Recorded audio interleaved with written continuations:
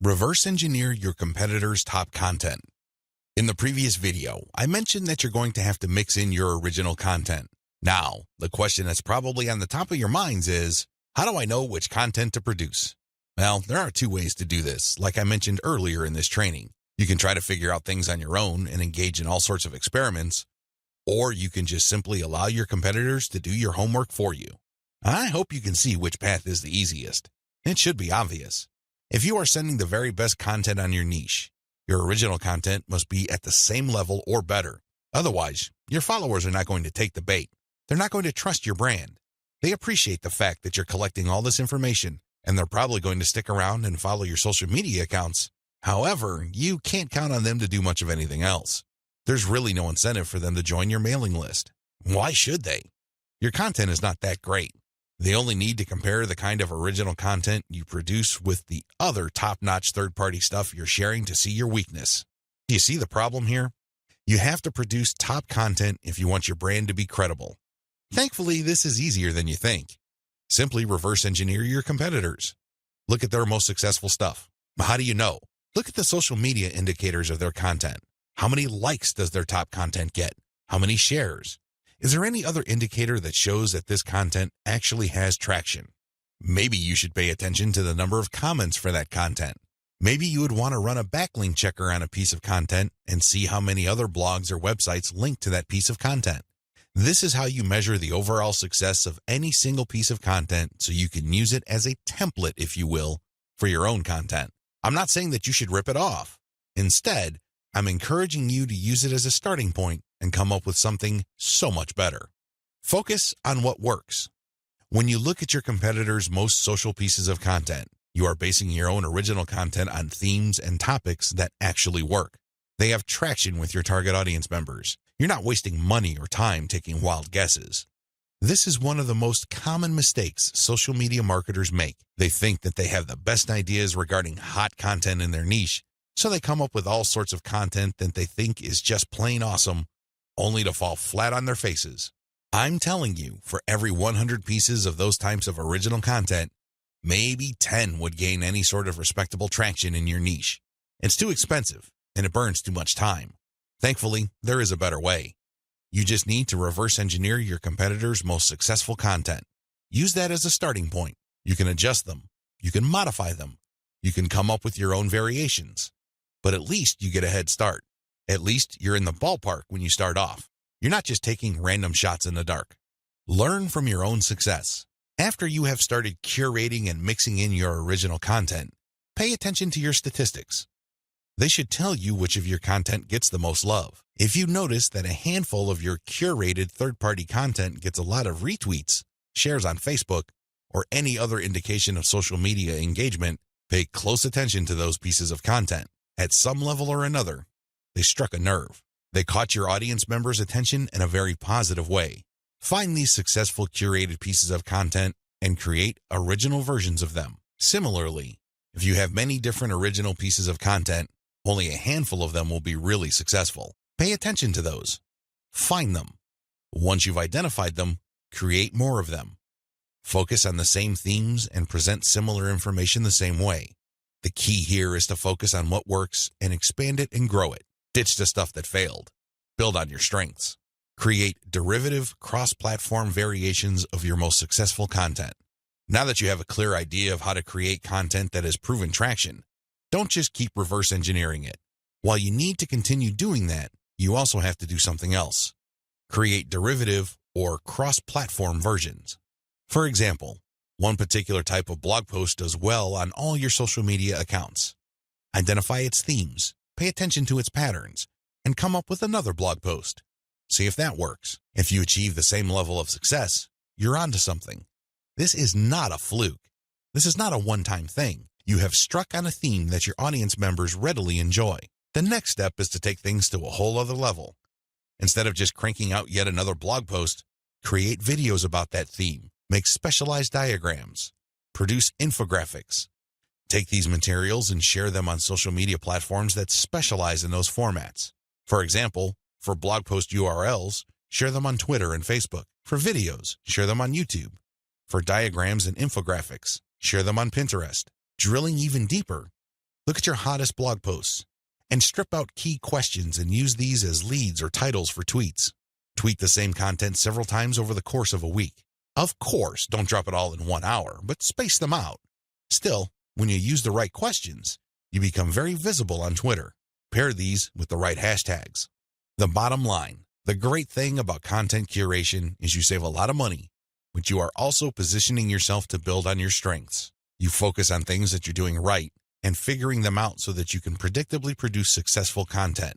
Now, this is not going to happen overnight. You have to keep experimenting until you find the right themes that consistently work with your audience. Fine-tune your payload content. As I have mentioned previously, you can come up with your very own content based primarily on the social signals of the top-notch third-party materials you are curating. Put simply, when you are going through your research, you will keep coming across certain pieces of content which get a lot of engagement on social media. These are all the objective indicators you need to understand that you are looking at high-quality, high-demand content.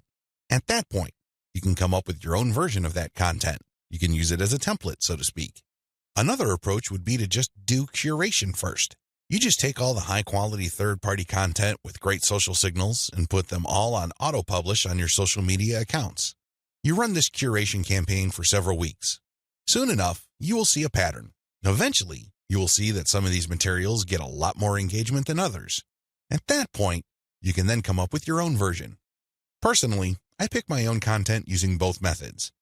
If I'm in a hurry to get people to sign up to my mailing list, I do the first method. But if I'm unsure about the niche or I'm still trying to feel my way around in terms of understanding my audience, I would stick to the second method. There's really no one right answer. It really all depends on your situation. The great thing about the second method is that you are picking out your original content strategy based on what actually works in terms of your social media accounts. You have to understand that even though high-quality third-party content may have a lot of objective social signals, those signals may have been generated in different contexts. Maybe the original publisher was doing something that you may not be doing. Do you see how this works? Still, you can definitely do the first method if you're in a hurry. But if you have some time to spare, you might want to try the second method. Do curation first, let it run, and then pay attention to your statistics. You should be able to see a pattern. In fact, based on my experience, content that tends to do well often falls within a narrow range of themes. In fact, in some of my campaigns, almost all of the content that got a lot of love from the internet was focused on one question. That's how focused your audience's needs may be. You should pay a lot of attention to the following. Look at the engagement of the content and the click-through. A lot of social media marketers drop the ball at this point. They think that it's all about engagement. I'm telling you, regardless of how many likes, shares, or comments a piece of content gets, if people don't click through, those engagement signals are not worth much. Remember, at the end of the day, you want traffic. That's the whole reason why you're doing this in the first place. Getting caught up in how many shares, likes, or comments you get is not going to do you any good. You have to always pay attention to the click-through. There has to be some sort of ratio between total engagement and click-through. The higher the ratio of the click-through, the more attention you should devote to a piece of content. Study high click-through and high engagement content closely. Now that you have identified curated content that performs well, the next step is to analyze them with a fine-tooth comb. Ask yourself, what problems are people interested in when they read this piece of content? How are these pieces of content positioned or presented? Do they use some sort of emotional headline? Do they use subheadings that ask questions? Do they drag the person along? Or do they just lay out the information dead center? Pay attention to cosmetic issues. People do judge a book by its cover, and blog posts and articles are no different. How are these materials formatted? Do they have big pictures? Do they have header pictures? Do they use diagrams? What are they doing exactly? Once you've answered all these questions and you're comfortable with the answers you got, the next step is to create your own content specification sheet. This is going to be your template. Now, make sure that you're not just basing it on one successful piece of content. That third-party content might be a fluke. The company behind it might just have gotten lucky, and for some reason, that piece of content went viral. That's not going to help you. You have to base your template on the success of many different pieces of curated content. This way, you can be more confident of the fact that even if you barely comply with all the specifications, you would at least get some decent and positive results. Using the information above, create payload content. Now that you have gotten your template together, you need to create your own high-quality, high-engagement original content. This content is going to be used to sell people on your mailing list. When they read this content, they're supposed to get excited about joining your mailing list. This is content that is most likely to be credible and most likely to be shared. Are you excited? Don't get too excited. A lot of people jump in with both feet and they end up sabotaging themselves because the payload content they create looks like an advertisement. That's obvious spam. Nobody's going to trust you with that. You're obviously trying to pull tricks and play games. That's not going to work. Instead, the content must be informative. Think of it as an infomercial. You're selling something, that much is obvious. But people have to walk away with solid value. You have to walk that tightrope. There's a thin line between shoving stuff down people's throats and providing solid value without asking for anything in return. You have to come up with a decent compromise between the two. The bottom line is, whatever you do, the content you produce must be valuable. It must add value to the lives of people reading your materials. That's how you build credibility.